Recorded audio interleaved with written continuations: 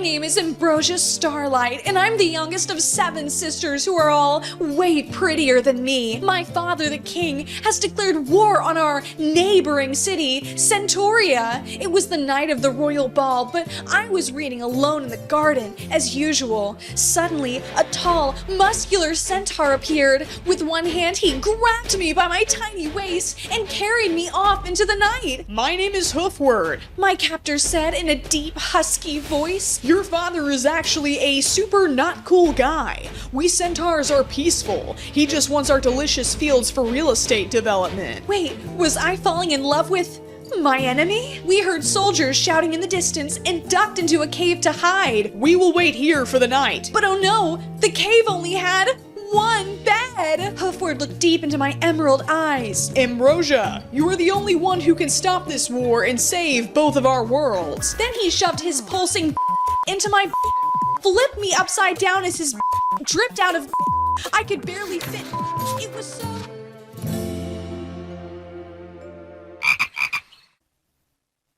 Oh, hi. I didn't see you there. I was just reading this book I saw on Book Talk. I thought it'd be a nice distraction from everything.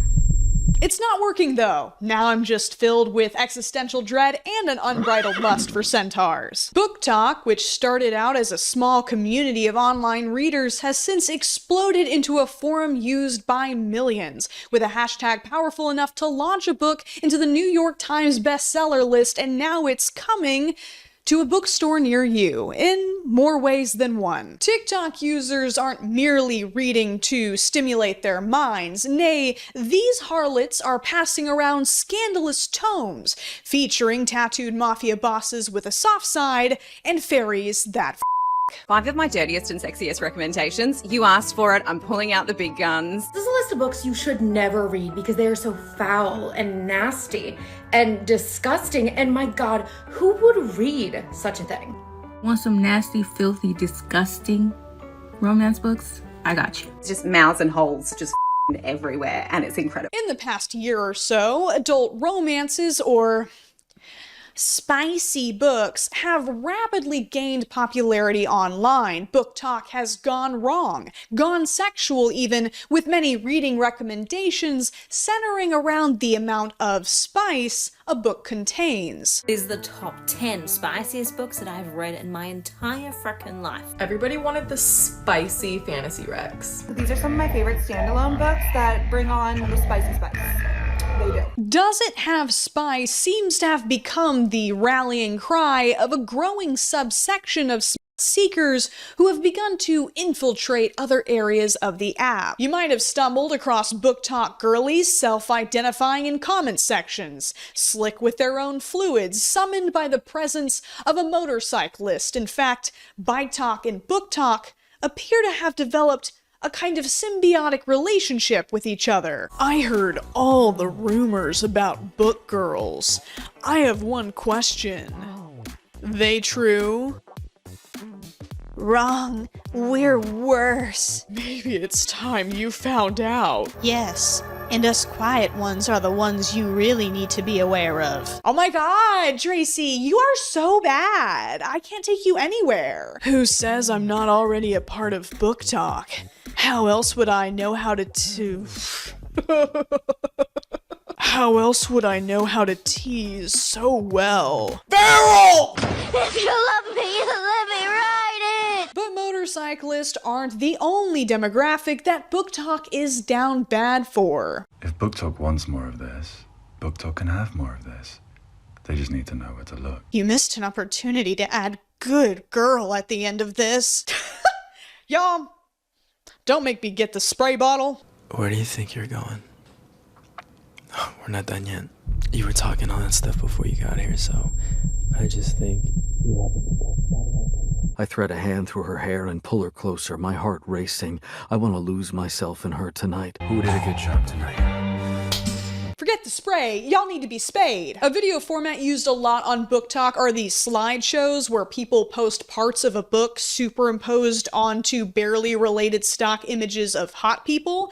This one's for a mafia romance called Twisted Minds. You're 18 and just married the king of the Italian mafia. You were promised to him from birth. So awesome. He's been nothing but sweet and attentive on your wedding day, and you wonder if maybe the horrifying rumors about him are wrong until you see him unalive someone with his bare hands. Whoa! I'm just gonna say it. Red flag. Red flag, low-key. I really like imagining these mafia POVs, but instead it's just Tony Soprano. I'm sorry, my queen. I should not be working on our wedding day, he says, wrapping an arm around you. You flinch. Let's just go home, shall we? Just you and me.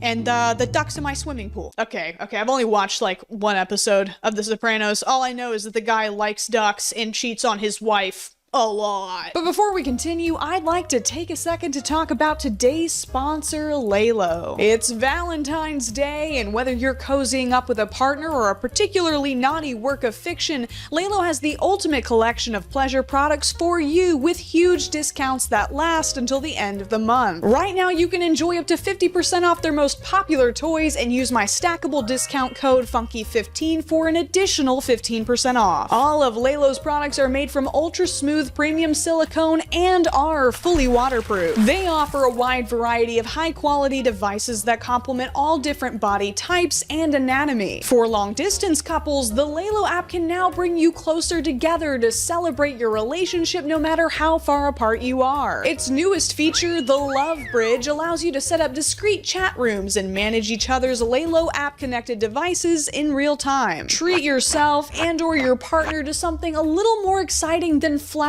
this Valentine's Day. Click the link in my description to unlock deals up to 50% off, and don't forget to use my stackable discount code FUNKY15 for an additional 15% off your next purchase. While most Book Talk reviews rank the spiciness of their recommendations with enough of these innocuous-looking peppers to make a sultry salsa, others have proposed more, creative methods. This new scale that we like to call the Wedometer, because we know we definitely want to be reading all those books that make us flood our damn basement. Book Talk. Don't give me no more of this fade to black 1, 2, 3 scale. I want the Bob. I want the break your freaking battery operated boyfriend. I want to be hot. I want to be sweaty. I want to be uncomfortable. I want to flood my basement. I want the spice. I want it all.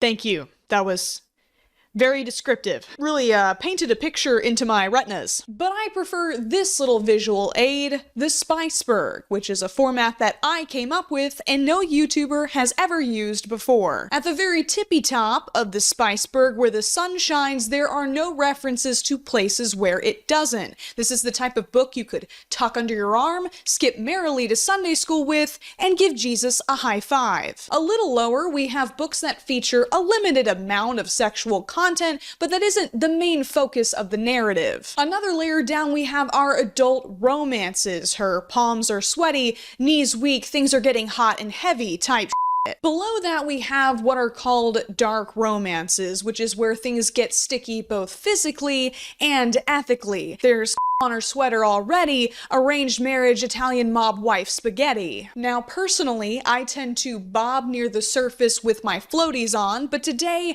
I venture out into the deep end, purely out of academic interest of course, to ask the question, is Book Talk ruining reading? I'm gonna just come out and say it. We need to stop Book Talk. We need to completely eradicate. I'm out here looking for recommendations of some good shit to read. Turns out the only thing they're reading is 450 pages of sucking and We gotta talk about Book Talk. Women are all collectively gooning on a level that nobody has ever seen. I told y'all before I was searching for The Sun Is Also a Star on Google, and like one of the top questions is it spicy? Does anybody on this godforsaken app read a single book that isn't just straight up?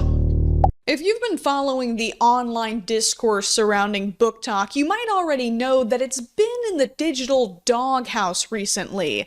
PR is at an all-time low. Many readers have expressed frustration that romance authors like Colleen Hoover have not only begun to dominate their algorithm, but also the display tables at their local Barnes & Noble. This was the Book Talk station at my local Barnes & Noble. I've never read a single one of these books, but why do I have a terrifying feeling that every single one includes an extremely detailed description of certain activities. In response to the Book Talk girlies establishing a spice trade route to rival the Silk Road of centuries past, there's been a kind of moral panic across the internet. Hundreds of users are digging the heftiest pearls out of their grandmother's boudoir, white-knuckling them, and declaring that perverse women are diluting and polluting their favorite hobby. Imagine if a man says that he likes movies and that he's kind of a cinephile, and then you find out that all he watches is That's exactly how I feel about these Book Talk girls that just read. Y'all have taken this beautiful art form of literature, of prose and these grand stories of human experience, and just dumbed it down to be your little plaything. Okay. Well, let's read something real quick together, shall we? The girl, displaying her bosom, shewed him her comeliness. Yeah, so that he of her beauty possessed him. Bashful she was not, but ravished the soul of him, loosing her mantle. Oh yeah, baby, loose that mantle. 'Twas thus that Enkidu dallied 6 days, 7 days with the courtesan girl in his mating. That's a passage from the Epic of Gilgamesh, the world's oldest surviving epic poem. It doesn't get much grander than that, and one of the first things that happen is a wild bull man and a lady of the night have a get nasty marathon in the middle of a field for a week. Nietzsche was right. Time is a flat circle, baby. Let's bring back the classics. Do you know how depressing it is to talk to a woman that says that she likes books and then just find out she's just reading A Gooner's Guide to the Galaxy? There are romances that are just romances. Like Pride and Prejudice is brilliant. All these females do is eat hot chip and read smut. These maidens be faithless. They don't even read Pride and Prejudice anymore. Well, they do in their high school English class because it's like the first book on the syllabus. Maybe try there. I feel like if you're going to take a really strong stance against spicy books, Mother Teresa better be able to audit your browser history. What's that Steam library looking like, brother? I better not see any titillating jiggle physics dumbing down the beautiful art form of gaming. You get that one skin on Marvel Rivals? You know which one. It just seems a little silly to act as if reading is this exclusively sacred, cerebral pastime that can be sullied by some. The written word is simply a medium, the same way that movies and TV shows and video games are. I don't expect a masterpiece when I crack open Nanny to the Mafia, the same way I don't expect Tammy and Amy to be discussing the political and economic state of the world right now. Try being my size, Amy. You don't know how it is. Can I say that I'm just happy that people are reading at all? The National Endowments for the Arts published a report titled Arts Participation Patterns in 2022, which found that less than 50% of the American adults surveyed had read a single book either physically or electronically in the past 12 months, a measurable decline since 2012. Why are the pages so filled with so many words? Maybe the only way Stacy can stay motivated to read is by picking up books like I've Been Kidnapped by the Fairy King, but it's okay because he has abs. At least Stacy is off that damn phone, and maybe, after toweling down the puddle underneath her, she starts branching out and reading more. And I know we live in this really pro-sex society, but y'all have made me Puritan. I don't want to be reading a book and then realize that I'm just reading the author's sick fantasies. Yes, because famously, men have never done that. Ever. Not even once. And don't say the economy or Iraq or income inequality. I cannot tell you the amount of times that I have been reading a book by a male author and have suddenly been reminded that writing is an activity that only requires one hand. The difference is when male authors decide to insert sexual content into their work, there seems to be this implicit demand that we as readers must still engage with their writing as serious art. The writer's barely disguised fetish is at most an uncomfortable foible to politely overlook. as long as the writer is a man. A common response from Book Talk is that this recent hate train is misogynistic, the logic being that most of Book Talk, and in fact readers in general, are women. I don't agree that critiquing Book Talk is inherently sexist, but I do think there is an obvious gender bias in the way that we're evaluating these spicy books. Romantasy titles such as A Court of Thorns and Roses have been lumped into this conversation as examples of filth invading the fantasy section. So imagine my surprise when I found out that aside from a couple of eye-roll worthy descriptions of jawlines and some Omega-verse-esque sniffing scenes, don't ask, there were only about 4 chapters that contained anything explicit at all. Where was the unleashed hedonism corrupting chaste female minds? Where was the debauchery I was promised? Hello? I'd like my debauchery, please. If women are only reading these to goon, they are being incredibly inefficient about it, okay? That's like 4 goons per 46 chapters, which we can calculate to be a gooning rate of about 8.69, nice, 6%. Why am I doing math? Isn't it funny how a fantasy book is no longer a real fantasy book if it's written by a woman and has a romance subplot in it? This isn't happening for 100% of the book. When people are reading a spicy fantasy book, we are reading a book that has probably about 80 to 90% plot, character development, story, emotion, whatever, and like maybe 10 or 15% of spicy material, which is the same that you would get from a show on Netflix. Books on the upper end of the Spiceberg are being treated as if they are far beyond a clench before you drench and in the Mariana Trench, despite having a comparable amount of explicit material to male authors of the same genre. We can have interesting discussions about the quality of this book, which meh, but why this pressure to dismiss it as frivolity unworthy to be shelved next to The Witcher series or Game of Thrones? Am I to believe that men only ever have pure, plot-motivated reasons for indulging in countless dirty descriptions of damsels? That Mr. Martin was never straight up jorking it? Why do you think Winds of Winter is taking so long? From what I can tell, the only difference is the perspective and target audience, in the same way that a movie centering around men and male experiences is just a movie, and a movie centering around women and female experiences is a chick flick. I'm thinking about this because I'm about to finish Pride and Prejudice and I'm looking for a new book to read. Why do these guys keep bringing up Pride and Prejudice? Okay. Now I made the mistake of looking up books to read on TikTok.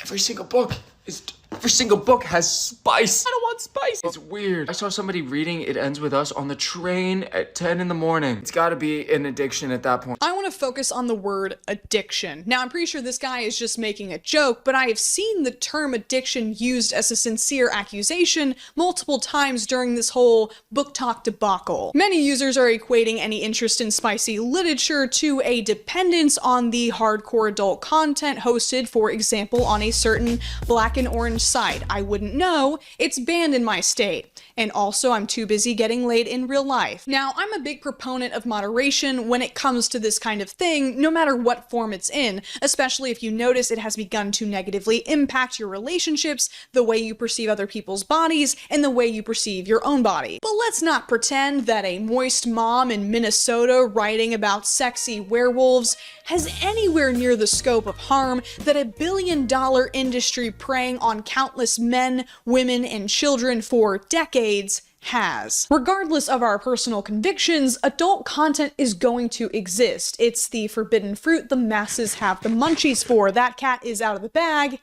and on screens around the world. I'm in the business of harm reduction, and I can't think of a more harmless way to consume this type of content than text on a page. It's a form contained in the theater of the mind where no actors are underpaid, underage, or abused. In a world of restaurants, strip clubs, in a dangerously unregulated adult film industry, in a world where companies are literally putting robot slave girlfriends on the market. Give us a picture of someone, and we can make that robot customized to you. It can learn about your product, or it can be your girlfriend. In a world where the emergence of AI threatens every single person with the possibility of being deepfaked into any video against their will. It's gross.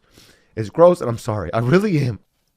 This just seems like a weird place to start. But enough theorizing, it was time for me to venture out into the real world to do some field research about this threat facing our bookstores. My first stop was Barnes & Noble, where I immediately noticed the strong presence of the romantasy category, especially the Empyrean series, which has quickly attracted a devoted fan base.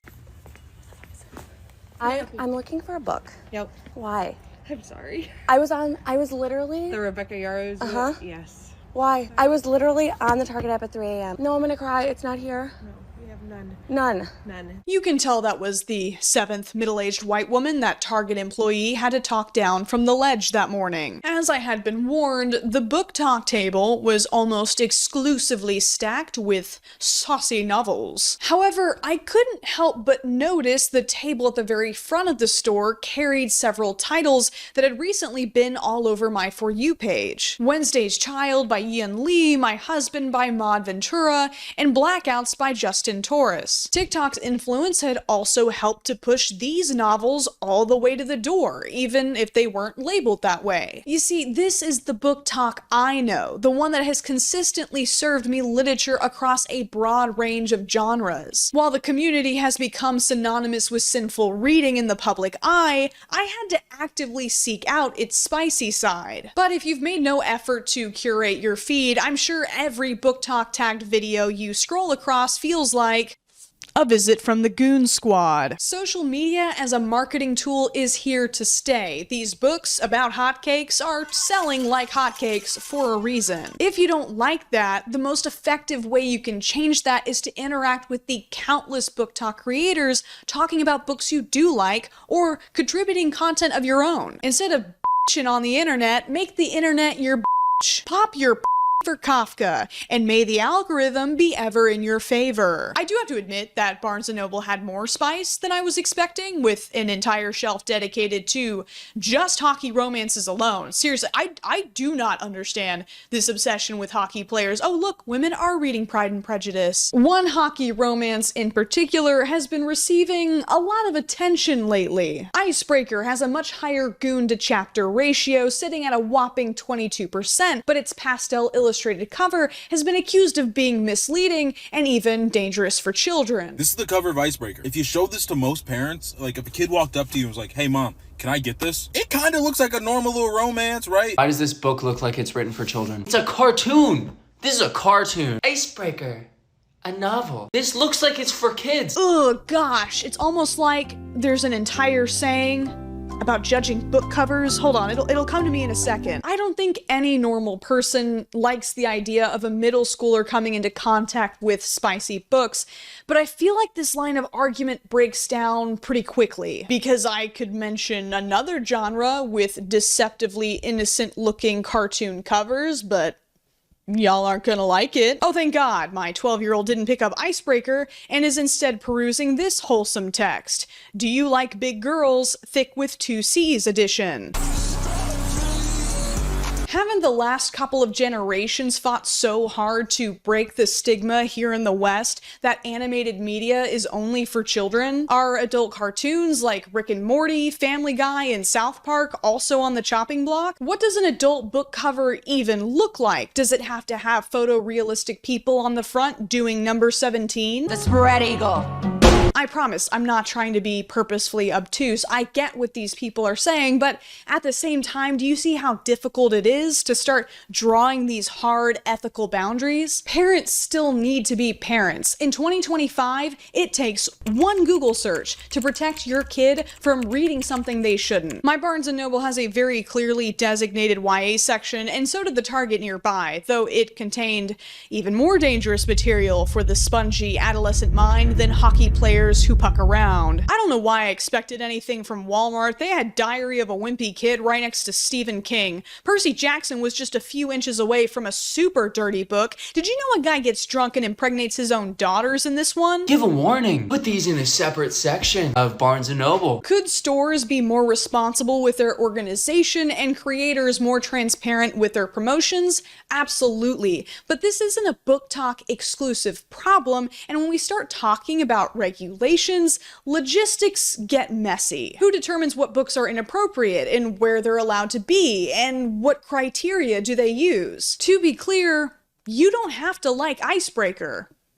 I didn't. It's an unbearable approximation of what a woman in her 30s thinks young, hot people do in college. The sight of emojis printed upon bound paper legitimately knocked the air out of my lungs. The book wanted to be an enemies to lovers story, but was so eager to jump to the juicy bits, it forgot about the enemy part. There have always been books that are not appropriate for children. This is not a new thing. I lived at the library growing up. I knew the exact geolocation of the shelf of bodice rippers I had to pass on my way to reread the same 3 dinosaur books every Tuesday. Why are we suddenly getting our collective panties in a twist over a genre your great aunt has been flicking through since the 70s? Reading another one of your dirty girl books? Did you think those jacked, oiled-up gentlemen with billowing open shirts on the covers were there to politely help heroines file their taxes? We seem to have a very sanitized view of our 4 readers that doesn't seem to match up with reality. Much like the characters in these books, it's time for us to do some busting. Myth busting, that is. And as everyone knows, it's always more fun to bust with a friend. Myths, that is. You may know her from her history series on TikTok or her book by the same name. She's here, she's queer, and she's not afraid to talk about rears. Please welcome a very special guest, Dr. Esma Louise James. Thank you. What an intro. I am obsessed. Hi. Hello. So lovely to be here. Can you tell the folks at home a little bit more about who you are and what you do? I'm a sex historian. I specialized in the history of graphic novels, and more broadly I look at the history of sex, identity, and gender from the ancient world until now. Let's get down and dirty. Can you tell us how long spicy books have been around? Spicy books have been around for hundreds of years. So erotic writings date all the way back to the ancient world. We have always had a fascination with putting writing pieces together that are meant to be titillating. But the birth of this novel happens in the 18th century. So it's like the 1700s, so it would be like a bare ankle would get like 5 pepper emojis on TikTok, right? Is that how that would work? Do you know what? It's really interesting because I think this is one of the most dominant conceptions, but in reality, some of the pornography that was written in the 18th century is not allowed to be published today because it is so explicit. Yes, there are some pieces, you know, I'm thinking of photographers like the Marquis de Sade, that his works will not go to print today because they are so explicit and controversial. Like all of the spicy stuff we have today, just everyone stank a little bit more. A little bit more. I want to talk a little bit about something that you've said recently. You were on a podcast called The Briefing, and something you said really stuck out to me. You said fantasies are not a reflection of how we act in real life or what we want in real life. I think that this becomes very relevant when we talk about the controversy surrounding book talk, especially what we now refer to as the dark romance subgenre. The idea behind it is that if you engage in novels that talks about, you know, kind of problematic romances, the worry is there that if we read those and consume them, then we're going to want to act them out in our real life. But what we know from many studies into how fantasies and imaginative play in real life works is that there's not a correlation between those two. So when we're talking about engaging in, you know, spicy books in particular, what we need to talk about is ethical ways to engage in them, ways that we're knowing that this book is a fantasy and not reality, and how we do that. What can actually happen is that if we pour ourselves into these novels, knowing that they might be problematic representations in real life, it's quite almost like a therapeutic experience they've seen. If, you know, an adult is reading, you know, dark romance, say they're reading something about a romance surrounding a stalker, right? Or some other kind of problematic dynamic, that doesn't necessarily mean that they would be super psyched if a stalker showed up on their doorstep in real life. No, and I mean, as a logical example of this, right? It will be like the hero, the fairy king purred, and he said, like, I'm gonna have you now. If that happened in real life, I would have Ick, instantly. Ick, I slightly changed the hue of the light, so you know I'm getting serious now. It doesn't look as cool as I thought it would. At this point, I've been playing the court-appointed defense attorney for the Girls That Goon most of the video, but dark romance is where my job gets a little harder. He's a 10, but you call him Uncle Jake. He's a 10, but he brands you after hunting you down in a bridal hunt. Finds her and then takes her on a boat, puts her face in shark-infested waters, and then does the deed with her. There is no reason that I should be getting this unhinged over a man who is stalking this poor, innocent, unassuming girl. I'm a retired AO3 veteran, honorably discharged after years of less honorable discharge, so I try to take a crack at the infamous haunting of Adeline. He put a what in her what? No, I don't know what I expected. Safe to say, not for me. Dark romance often explores scenarios involving dubious consent, large age gaps, and even physical abuse. There is a portion of Book Talk that enthusiastically reads and recommends these books based off of the taboos they violate. I love taboo romances. It's my all-time favorite trope. There are some more taboo book recommendations. This subgenre has received especially intense scrutiny over this past year, as certain popular dark romance titles have been noticed by people outside of their usual reader base. At least once a week, some book from Book Talk goes crazy viral and blows up, causing the average person to be exposed to it and read it and start calling out all the crazy stuff happening in it. If a book talker describes a book as a dark romance, immediate red flag. Maybe we just gotta eradicate this whole thing. Break it up, start from scratch. I have to point out that men have an extensive history of prominently and often very poorly depicting sexual violence against women, with the audience's perspective often being that of the voyeur or even the perpetrator. It just seems strange to me that when women take ownership of these stories, willingly project onto the victim in these situations for their own gratification, that we suddenly have a video essay-worthy crisis on our hands. It is absolutely understandable to find dark romance upsetting. That is a very normal reaction. But I'm sure it's also upsetting for people whose loved ones have been murdered to see the popularity of slasher films. I'm sure it's also upsetting for veterans with PTSD to watch the same mediocre military simulators pumped out year over year. We seem to have largely come to the consensus that playing COD or watching a horror movie doesn't make you a serial killer. We insist that male directors stripping down 20-something-year-old actresses to simulate acts of brutality on them for TV are just in the business of realistic storytelling. But when it comes to dark romance, we suddenly are unable to trust adult women to distinguish between reality and fiction. This is despite the fact that much of the content on Book Talk clearly indicates a level of self-awareness and humor about how poorly dark romance translates to real life. I love me some taboo romance. In fiction, of course. Real life, no thank you. Stalking in real life? Illegal. Go to jail. It's that one, Your Honor. Stalking in fiction. Is there something wrong with me? No, so he literally stalks her like everywhere she goes. Does she call the police?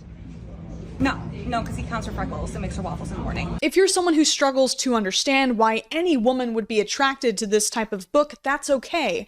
I would just highly recommend that you check out ContraPoint's video on Twilight. Not only is she capital M mother and able to keep me entertained for 3 hours straight despite my Kentucky Fried attention span, but the video is a masterful breakdown of the historical context of darker plotlines and romance, and how they often operate as a reaction to purity culture rather than literal wish fulfillment. The ravishment of a hesitant self-insert character by an aggressive male love interest basically provides women with an emotional loophole where they can safely explore their fantasies without guilt, maintaining control because they can always just shut the book. But of course, there are always going to be people who push the envelope a little too far. Definitely check content warnings before going into them, but you know what? The more trigger warnings, the better. I want all the trigger warnings. I want all the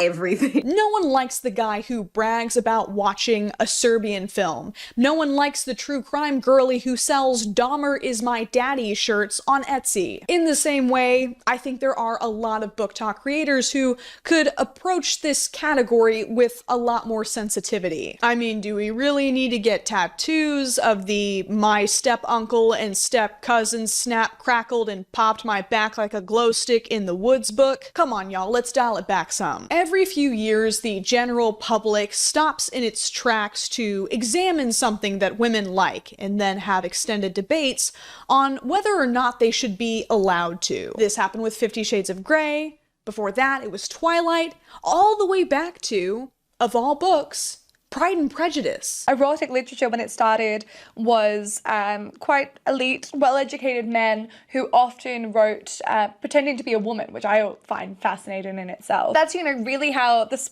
novel starts, and what always happens is that when women get involved in the conversation, we see it as something that's like really dirty and stupid and frivolous. Weirdly enough, Jane Austen is almost like the connector between these two things, because when Jane Austen comes on the scene and writes romances like Pride and Prejudice, critics believed at the time that at best her work was light and frivolous, and at worst it was a danger to the imagination and intellect of women and would drive their erotic fantasies crazy. And therefore we would have like all these women who couldn't control their libido because they were reading about Mr. Darcy. Which they were kind of right. They were kind of right. That hand flex. I've seen the edits on TikTok. The hand flex.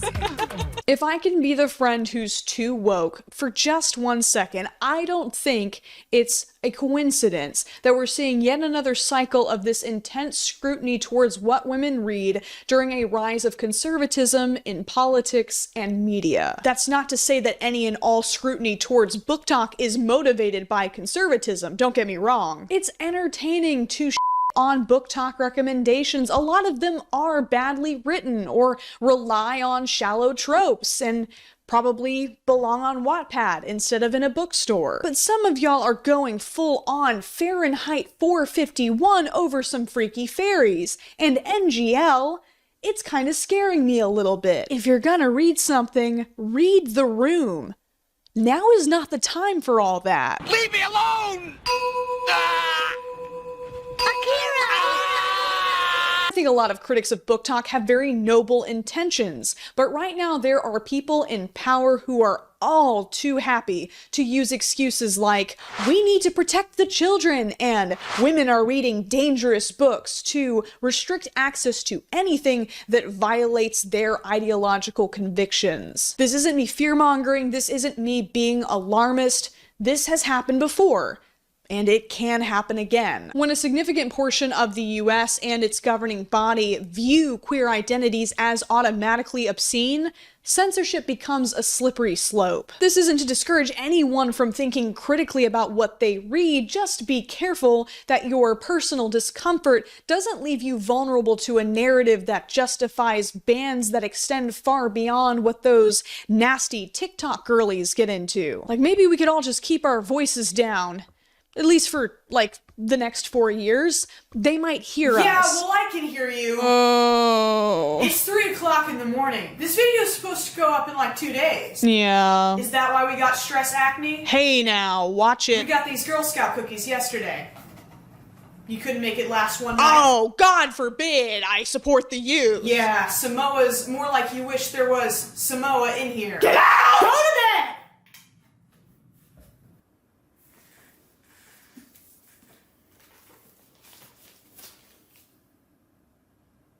"17 inches?